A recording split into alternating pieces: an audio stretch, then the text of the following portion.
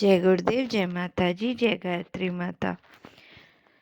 जीवन जीने का सर्वोत्तम मार्ग बहुधा हम अपनी इच्छा पूरी नहीं होने के कारण दुखी रहते हैं। हमारे मन में कई प्रकार की भौतिक इच्छाएं बलवती रहती हैं। जब हमारी कोई इच्छा पूरी हो जाती है तब हम बड़े प्रसन्न हो जाते हैं, और जब हमारी कोई इच्छा पूरी नहीं हो पाती तो हम बड़े दुखी होते हैं।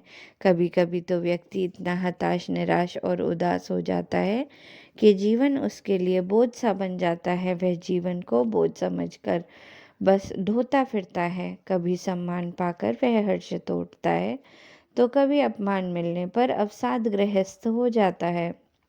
जीवन में लाभ प्राप्त होने पर वह हर्षित हो उठता है, और जीवन, व्यापार में, उद्योग में, व्यवसाय में हानि होते ही इतना निराश हो जाता है कि वह आत्महत्या तक करने का विचार करने लगता है। धन प्राप्त करने, सुख प्राप्त करने के लिए वह बुरे से बुरे कर्म करने को आतुर रहता है। कुल मिलाकर उसका जीवन सुख, दुख, हानि, लाभ, मान, अपमान आदि द्वंद्वों में ही फंसा हुआ है, उलझा हुआ रहता है, जिसके कारण वह जीवन में कभी भी वास्तविक सुख शांति प्राप्त नहीं कर पाता। वह स्थायी सुख शांति प्राप्त नहीं कर पाता। तब हमारे मन में सहज ही कई प्रश्न आते हैं।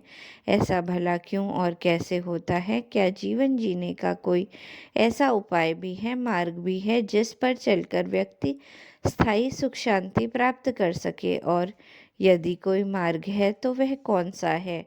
ऐसे अनेक प्रश्न हमारे मन में उभर आते हैं।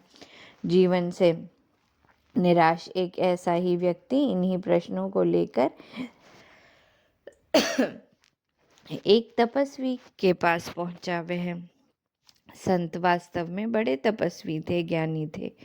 वह जंगल में एक कुटिया बनाकर रहते थे।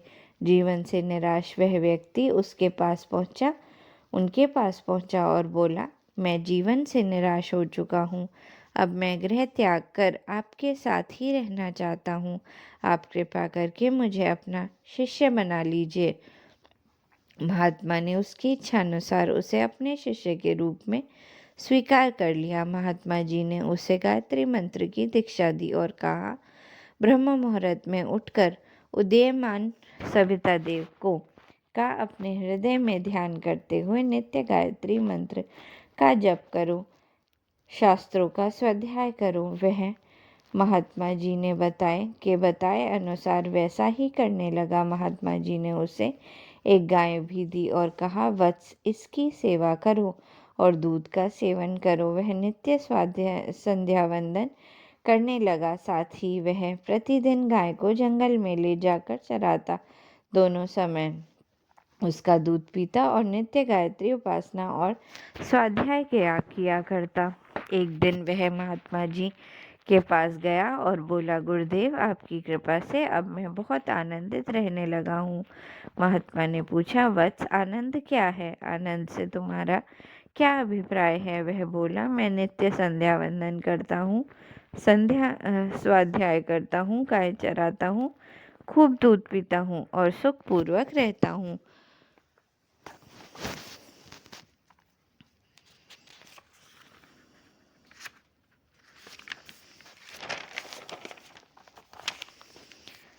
यह सुनकर महात्मा बोले, ठीक है।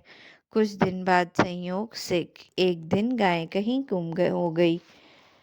अब उसे दूध पीने को नहीं मिलता था और उस चिंता में गायत्री मंत्र जप करने में भी उसका मन नहीं लगता था। उसने घबराकर महात्मा जी से अपनी व्यथा सुनाई। यह सुनकर महात्मा जी मुस्काए और बोले, यह भी ठीक है। कुछ दिन बाद वह गाय मिल गई। बस फिर क्या था, उसकी खुशी का ठिकाना नहीं रहा। अब वह बहुत खुश हुआ। उसे दूध मिलने लगा और भजन ध्यान में मन लगने लगा।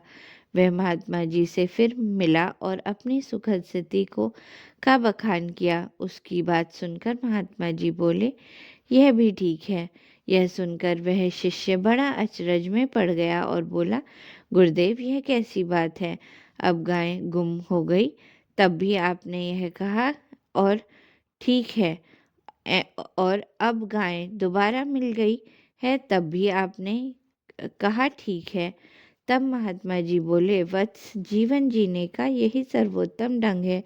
जैसी परिस्थिति हो उसे ठीक समझो। सुख दुख, हानि लाभ, मान अपमान जीवन में आते रहते हैं, रहेंगे, जाते रहेंगे। तुम अपने आप को उस रूप में ढाल लो जिससे कि तुम हमेशा समत्व की स्थिति में रह सको। जो द्वंद्वों में समत्व की स्थिति में रहता है वह सदा सुखी रहता है। जीवन में सुख और सफलता प्राप्ति का यही सर्वोत्तम मार्ग है। महात्मा जी ने कहा, तुम नित्य गायत्री मंत्र का जप किया करो, ध्यान किया करो, स्वाध्याय किया करो। इससे तुम्हारी बुद्धि पवित्र होगी, मन की मलिनता दूर होगी और सद्ज्ञान की प्राप्ति होगी। सद्ज्ञान संपन्न व्यक्ति ही समत्व की स्थिति में रहता है। जाओ, अब तुम घर लौट जाओ और अपने परिवार की, समाज की जिम्मेदारियों का कुशलतापूर्वक निर्वहन करो और प्रसन्नतापूर्वक जीवन व्यतीत करो। महात्मा जी के उपदेशानुसार, निर्देशानुसार वह व्यक्ति घर लौट आया और तदनुरूप जीवन जीते हुए आनंद पूर्वक रहने लगा। जय गुरुदेव, जय माता जी, जय गायत्री माता।